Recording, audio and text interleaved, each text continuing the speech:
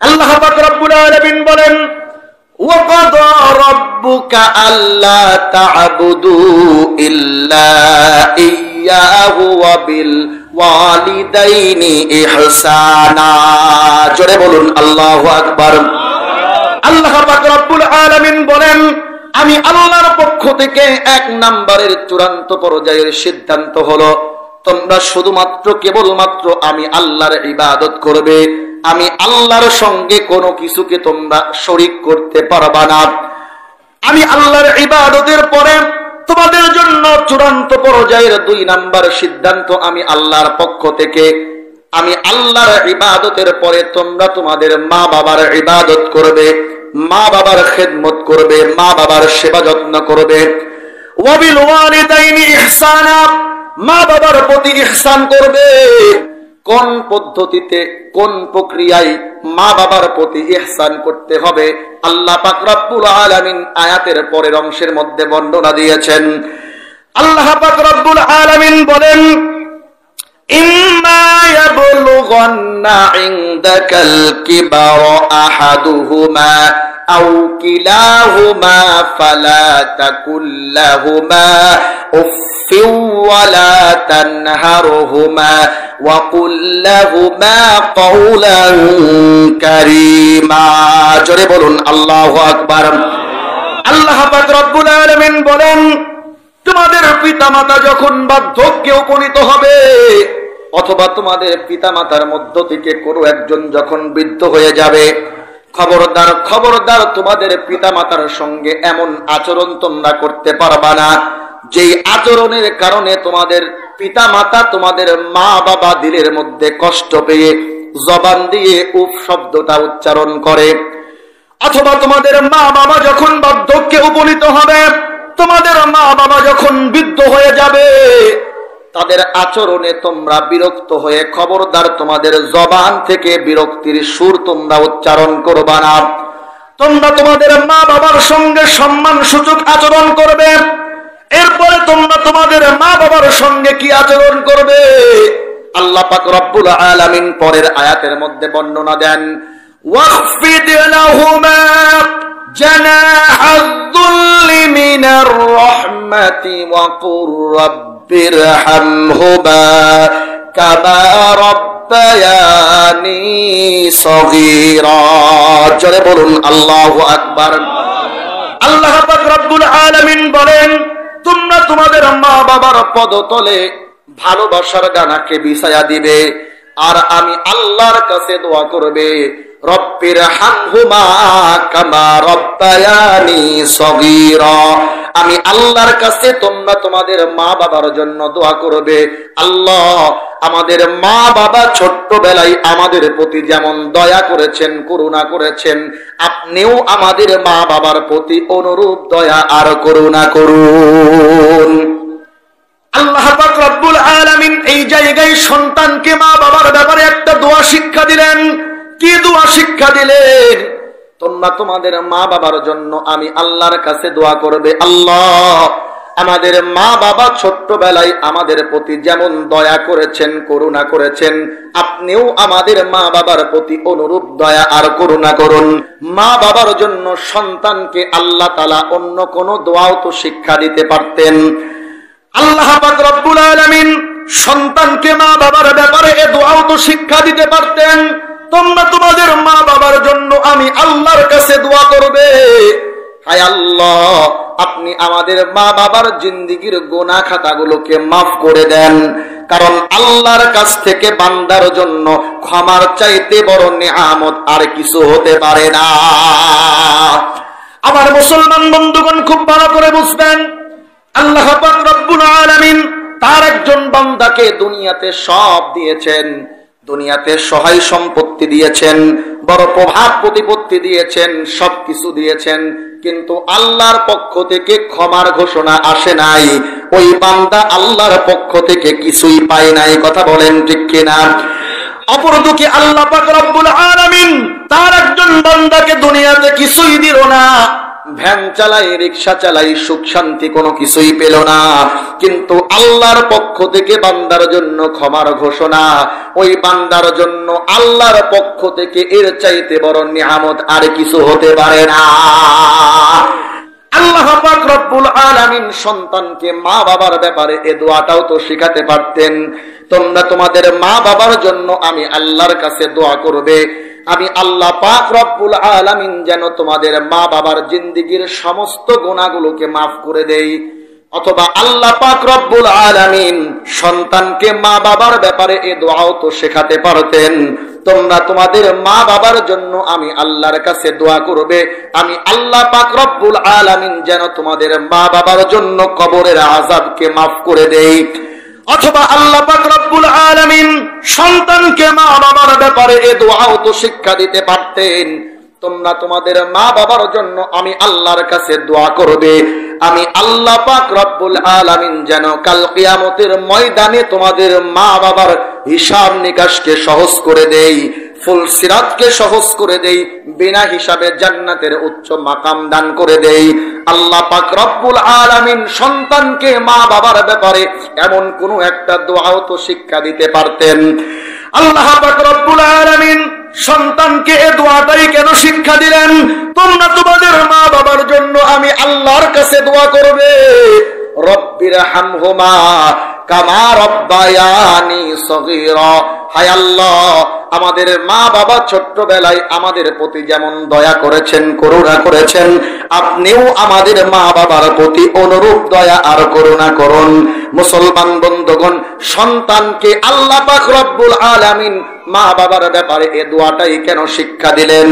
মুফাসসিরিনে কেরাম এই আয়াতের ব্যাখ্যা করতে গিয়ে বলেন, একজন মা আর একজন বাবা সন্তানকে যতটা মোহাব্বত ভালোবাসা দিয়ে বড় করে তোলে, ছোট্টবেলা থেকে একজন মা আর বাবা সন্তানকে যতটা মায়া মোহাব্বত ভালোবাসা দিয়ে বড় করে, পৃথিবীর কোন মানুষ এই মায়া মোহাব্বত ভালোবাসার দৃষ্টান্ত রাখতে পারে না। কথা বলেন ঠিক কিনা? নাফরমান সন্তান সুন্দরী বউকে পেয়ে মাকে ভুলে যায়, আছে না নাই? কথা বলেন আছে না নাই? যত মোহাব্বত ভালোবাসা বউয়ের জন্য, যত মোহাব্বত ভালোবাসা গার্লফ্রেন্ডের জন্য, আর যেই মা আর বাবা এত কষ্ট করে সন্তানকে ছোট্টবেলা থেকে লালন পালন করলো, সেই মায়ের সঙ্গে চাকরের মতো আচরণ করে। কথা বলেন ঠিক কিনা? মুহতারাম হাজিরিন, একজন মা তার সন্তানকে কতটা মায়া মোহাব্বত ভালোবাসা দিয়ে ছোট্টবেলা থেকে বড় করে। আজকে আমাদের সমাজের মধ্যে অনেক যুবক আছে, অনেক ভালো ভালো কাজের সঙ্গে, জনকল্যাণমূলক কাজের সঙ্গে সম্পৃক্ত। রাস্তাঘাটে ময় মুরব্বীর সঙ্গে সাক্ষাৎ হলে সালাম বিনিময় সবকিছু হয়, সমাজের মানুষ তাকে ভালো বলে জানে। মসজিদে এসে 5 ওয়াক্ত নামাজ আদায় করে, ইসলামের ব্যাপারেও অনেকটা সজাগ, কিন্তু মায়ের সঙ্গে রুক্ষ ভাষায় কথা বলে, আছে না নাই? মুহতারাম হাজিরিন, মা বাবার নাফরমানি সমাজের মধ্যে আজকে এমন ভাবে বিস্তার লাভ করেছে, একজন সন্তানের জান্নাত হলো মায়ের পদতলে। আমি হাজার ইবাদত বন্দেগী করি না কেন, আমার মা যদি আমার প্রতি অসন্তুষ্ট থাকে, আল্লাহর জান্নাত মিলবে না। কথা বলেন ঠিক কি? একজন মা তার সন্তানকে ছোট্টবেলা থেকে কতটা মায়া মোহাব্বত ভালোবাসা দিয়ে বড় করে। আমার আপনার মা বাবার মিলনের মাধ্যমে মায়ের রেহেমের মধ্যে যেদিন থেকে আমি আর আপনি একটু একটু করে বড় হতে শুরু করেছি, মা ইচ্ছা করলেই আধুনিক কোন পদ্ধতি অবলম্বন করে পেটের মধ্যেই আমাদেরকে হত্যা করতে পারতেন। কথা বলেন ঠিক কিনা? কিন্তু মা তা করলেন না, 10 মাস 10 দিন পেটের মধ্যে ধারণ করলেন। মুসলমান যুবক ভাইরা আমার খুব ভালো করে বুঝবেন, সন্তানকে মা পেটের মধ্যে ধারণ করতে গিয়ে মাকে কতটা কষ্ট করতে হয়েছে। যেদিন থেকে আমি আর আপনি মায়ের পেটের মধ্যে একটু একটু করে বড় হতে শুরু করলাম, ওই দিন থেকে মা 10 মাস 10 দিন পর্যন্ত একটা বেলার জন্য ভালো করে খেতে পারেন না। মা যখনই এক লোকমা খাবার মুখের সামনে নেন, সঙ্গে সঙ্গে মায়ের বমি চলে আসে, ওয়াক চলে আসে। মা একটা বেলার জন্য পেট পুড়ে খেতে পারে না। 10 মাস 10 দিন পর্যন্ত মাকে খোদার কষ্ট করতে হলো। শুধু যে মা খোদার কষ্ট করেছেন তা কিন্তু নয়, খুব ভালো করে বোঝার জন্য চেষ্টা করবেন আমার মুসলমান বন্ধুগণ। যতদিন পর্যন্ত আমি আর আপনি মায়ের পেটের মধ্যে ছিলাম, মা একটা রাতের জন্য ভালো করে ঘুমাতে পারে নাই। মা যখন রাত্রে ঘুমাতে যাবেন, পেটের যন্ত্রণায় মায়ের আর ঘুম আসে না। মা যখন ডান দিক হয়ে কাত হয়ে ঘুমাবেন, মা চিন্তা করেন ডান দিকে কাত হলে না জানি আমার কলিজার টুকরা সন্তান কোথায় ব্যথা পেয়ে যায়। মা আবার বাঁ দিকে হন, বাঁ দিকে ঘুমাতে গিয়ে মা চিন্তা করেন না জানি বাঁ দিকে হয়ে ঘুমাতে গিয়ে আমার কলিজার টুকরা সন্তানটা কোথায় ব্যথা পেয়ে যায়। মুসলমান বন্ধুগণ, এমন রাত তো মায়ের বহু কেটে যায়। মা রাত্রে বেলা ঘুমের মধ্যে বিভোর, সন্তান কলিজার মধ্যে এমন করে লাথি দিয়েছে, মা চিৎকার দিয়ে বিছানা থেকে দাঁড়িয়ে যায়। সারা রাত হেঁটে বসে মা রাতটা কাটিয়ে দেয়।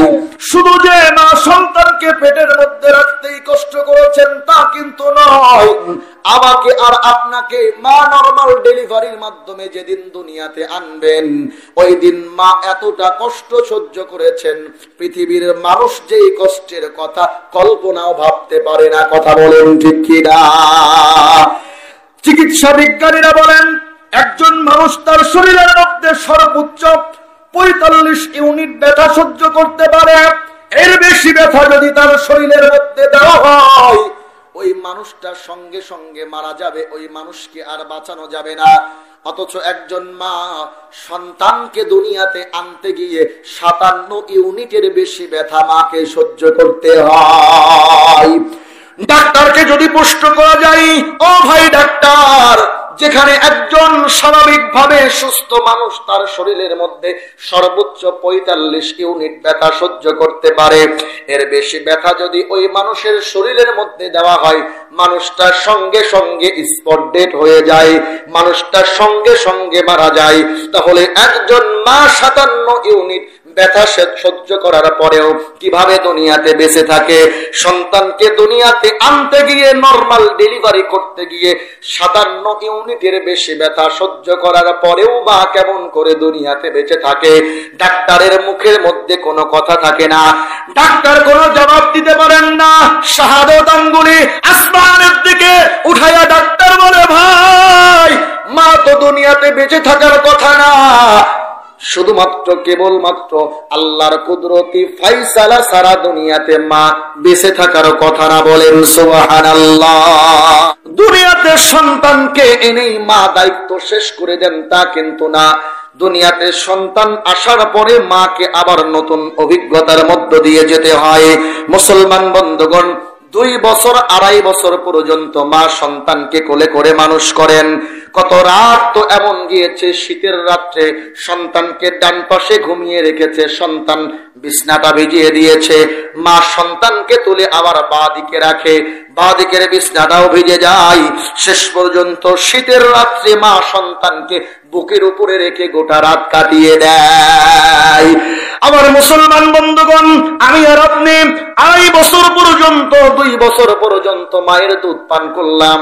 আমি আপনাদেরকে প্রশ্ন করতে চাই, বলুন তো দেখি, যে মা আমাদেরকে 2 বছর 2.5 বছর যাবৎ পর্যন্ত দুধ পান করালেন, এত যত্ন সহকারে আদর সোহাগ ভালোবাসা দিয়ে বড় করলেন, মানুষ করলেন, ওই মায়ের এক ধার দুধের দাম শোধ করার ক্ষমতা আমাদের আছে নাকি?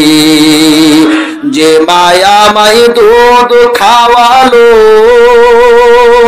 পুরো 900 দিন, কেমন করে শোধবো আমি সেই না মায়ের ঋণ, কেমন করে শোধবো আমি সেই না মায়ের ঋণ। যে মায়া মাই দুধ খাওয়ালো পুরো 900 দিন, কেমন করে শোধবো আমি সেই না মায়ের ঋণ, কেমন করে শোধবো আমি সেই না মায়ের ঋণ। মায়ের এক ধার দুধের দাম শোধ করা সম্ভব হবে? কথা বলেন, সম্ভব হবে? যে মা এত কষ্ট করে সন্তানকে লালন পালন করলেন, সন্তান বড় হয়ে ডাক্তার হয়ে ইঞ্জিনিয়ার হয়ে লয়ার হয়ে জজ ব্যারিস্টার হয়ে মাকে আর চিনে না, মাকে বৃদ্ধাশ্রমে রেখে আসে। কথা বলেন ঠিক কিনা? এমন ঘটনা আমাদের সমাজের মধ্যে হয় কি হয় না? একটু আওয়াজ করে বলেন, হয় কি হয় না?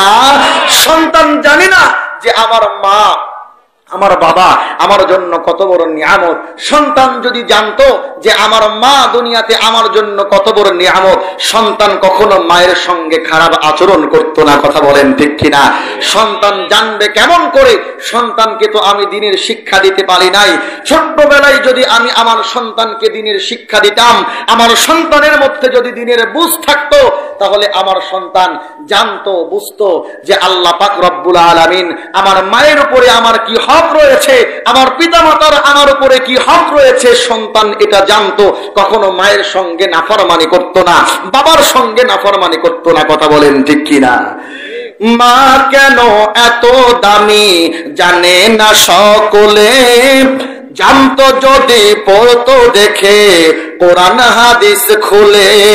মা কেন এত দামি জানে না সকলে, জানতো যদি পড়তো দেখে কোরআন হাদিস খুলে। একটি হজের সওয়াব মিলে, একটি হজের সওয়াব মিলে, মাকে একবার দেখিলে দেখিলে। মা কেন এত দামি জানে না সকলে, জানতো যদি পড়তো দেখে কোরআন হাদিস খুলে। 10 মাস 10 দিন গর্ভে ধারণ করেছিলেন মা, সহ্য করেছিলেন মায়ে যতই যন্ত্রণা। 10 মাস 10 দিন গর্ভে ধারণ করেছিলেন মা, সহ্য করেছিলেন মায়ে যতই যন্ত্রণা। মাকে কষ্ট দিলে আল্লাহর, মাকে কষ্ট দিলে আল্লাহর আরশ কাঁপে বলে। মা কেন এত দামি জানে না সকলে, জানতো যদি পড়তো দেখে কোরআন হাদিস খুলে। মা কেন এত দামি জানে না সকলে, জানতো যদি পড়তো দেখে কোরআন হাদিস খুলে। 2 বছর পান করালেন মায়ের বুকের দুধ, কোলে বুকে নিয়ে আমায় দিলেন কত সুখ। 2 বছর পান করালেন মায়ের বুকের দুধ, কোলে বুকে নিয়ে আমায় দিলেন কত সুখ। কিভাবে সেই মাকে সন্তান, কিভাবে সেই মাকে সন্তান মন্দ কথা বলে। মা কেন এত দামি জানে না সকলে, জানতো যদি পড়তো দেখে কোরআন হাদিস খুলে। মা কেন এত দামি জানে না সকলে, জানতো যদি পড়তো দেখে কোরআন হাদিস খুলে। একটি হজের সওয়াব মিলে, একটি হজের সওয়াব মিলে, মাকে একবার দেখিলে দেখিলে। মা কেন এত দামি জানে না সকলে, জানতো যদি পড়তো দেখে কোরআন হাদিস খুলে। বলেন মারহাবা। লক্ষ টাকা খরচ করে আপনি হজ করেছেন, ওই হজ আল্লাহর দরবারে কবুল হবে কি হবে না তার কোনো গ্যারান্টি নাই। কথা বলেন ঠিক কিনা? লক্ষ লক্ষ টাকা খরচ করে আপনি হজ করলেন, ওই হজ আল্লাহর দরবারে কবুল হবে কি হবে না তার কোনো গ্যারান্টি নাই। কিন্তু একজন সন্তান যদি তার মায়ের চেহারার দিকে একবার নেক নজরে তাকায়, আল্লাহ পাক রব্বুল আলামিন সঙ্গে সঙ্গে তার আমলনামায় একটা কবুল হজের সওয়াব রেখে দেন।